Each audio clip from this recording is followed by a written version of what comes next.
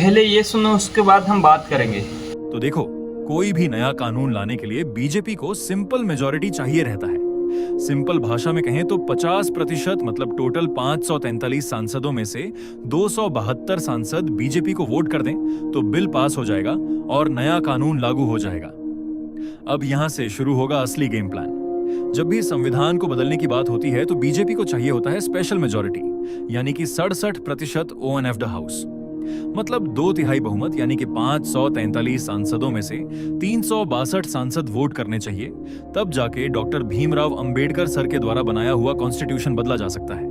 अब मजे की बात यह है कि यह नंबर जनरली बीजेपी को लोकसभा में तो मिल जाता है, इनके कान राज्यसभा में खाड़ी DDHA हो जाते हैं। अब समझिए महाभारत चल क्या रही है। यहां मैं आपसे थोड़ी सी अपील करना चाहता हूं। मैं देश के उस कोने कोने तक पहुंचना चाहता हूं जहां लोग सच में असली समस्याओं से जूझ रहे हैं। स्टोरी पर वापस आता हूं। राज्यसभा में बीजेपी को 245 में से 164 सीट्स चाहिए होती हैं, लेकिन बीजेपी के पास 100 सीट्स हैं। यहां से बीजेपी ने एक नया गेम खेला।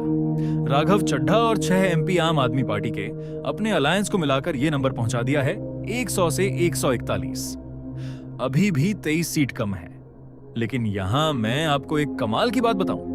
जितने भी इंडिपेंडेंट और नॉमिनेटेड मेंबर्स हैं, उनमें से 10 लोग बीजेपी को ही वोट करते हैं, यानी कि अब नंबर पहुंच गया है 151। अभी भी सिर्फ 13 सीट चाहिए, लेकिन हाल ही में TMSC के 3 MP ने इस्तीफा दे दिया है। अगर वहां पे बीजेपी जीत के आती है तो यह नंबर पहुंच जाएगा 154। केवल 10 सीट और चाहिए, और जिस तरीके से बीजेपी फेरबदल कर रही है, ये 10 सीट को पाना कोई बहुत बड़ी बात नहीं है। जय हिंद।